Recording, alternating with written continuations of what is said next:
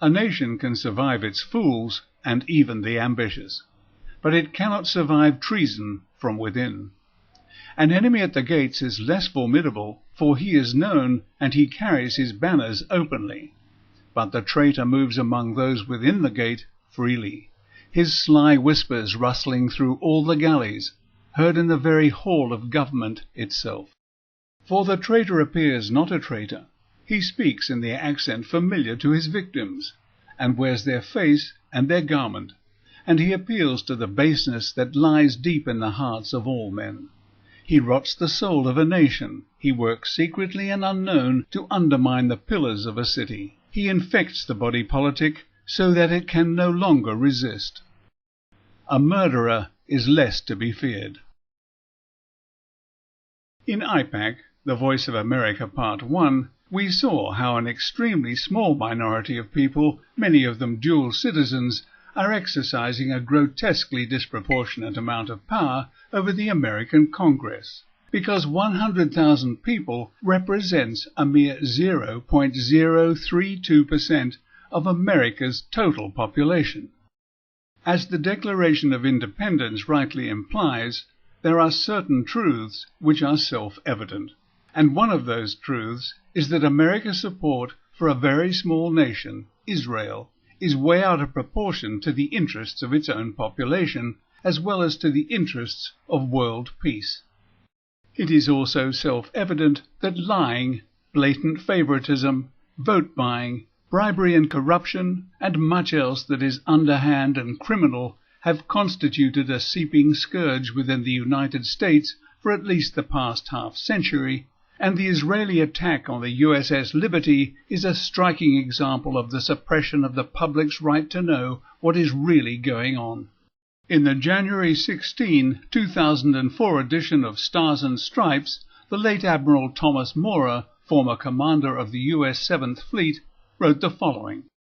On June 8, 1967, Israel attacked our proud naval ship, the USS Liberty, killing 34 American servicemen and wounding 172. Those men were then betrayed and left to die by our own government. Israeli reconnaissance aircraft closely studied the Liberty during an 8-hour period prior to the attack, one flying within 200 feet of the ship. Weather reports confirm the day was clear with unlimited visibility.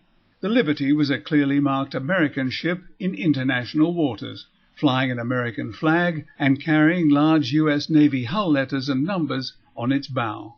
U.S. military rescue aircraft were recalled not once but twice through direct intervention by the Johnson administration. Secretary of Defense Robert McNamara's cancellation of the Navy's attempt to rescue the Liberty, which I confirmed from the commanders of the aircraft carriers America and Saratoga, was the most disgraceful act I witnessed in my entire military career. To add insult to injury, Congress to this day has failed to hold formal hearings on Israel's attack on this American ship. A little over 34 years later, this extraordinary interview took place. 5 Israelis had been detained in New York for acting suspiciously following the 9/11 attacks, but unconditionally freed by the FBI and back in Israel 10 weeks later. One of them had this to say on live TV. Our purpose was to document the event. To document an event that took America and the rest of the world totally by surprise? And the same dark forces that let Israel off the hook time and again were at work when a substantial majority of the United States Congress felt obliged to sign letters pledging their support for Israel when the United States Vice President was virtually slapped in the face with a wet fish by Tel Aviv over the building of housing for Israelis in illegally occupied East Jerusalem.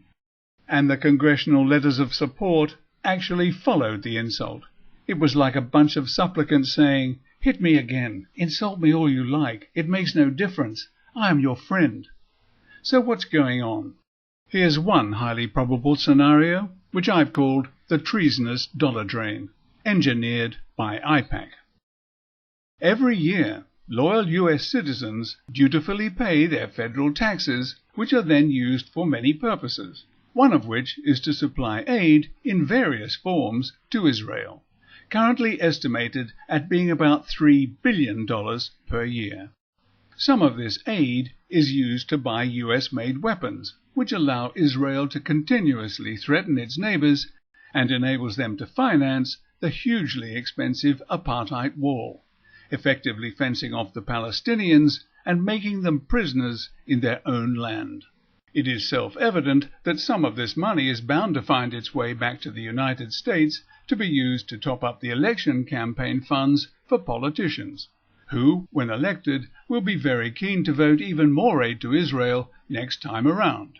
So, not only are American taxes being used to support the apartheid state of Israel, some of that money is being used to help elect candidates who are more interested in getting re-elected than they are in America's best interests, which means that Americans are actually paying for the demise of their own democracy. Yet democracy is something which successive US presidents have been crying out is a basic right for everyone on the planet. What hypocrisy! It doesn't much matter which candidate wins, Democrat or Republican, or at what level, congressperson, senator, vice president, or president. He or she, having taken the proverbial 30 pieces of silver, is now expected to do AIPAC's bidding. The penalty for not doing so being the withholding of campaign funds when the next election circus comes to town.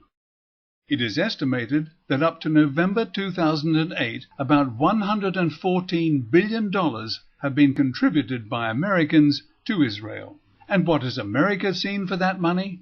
Absolutely nothing. Quite the reverse. The constant tensions in the Middle East, extending through Afghanistan to Pakistan, mean a growing threat to all American citizens because of their president's likelihood to continuously escalate the warlike attitude and threats against any nation in that area which Israel says is a threat to them, Iran being the nation currently in Israel's hate sites, and one cannot help but wonder which nation in that troubled region might be next. The price of AIPAC's stranglehold on the United States is virtually immeasurable, and if Israel has its way, and through AIPAC succeeds in its push for a war against Iran, that immeasurable price could escalate to include the devastation caused by a third world war. It really is time for Americans to wake up and to think about the unthinkable, and to do something about taking their country back from the foreign power, Israel, which is insidiously, through AIPAC, calling the shots in the United States Congress, the Senate, and yes, in the White House itself.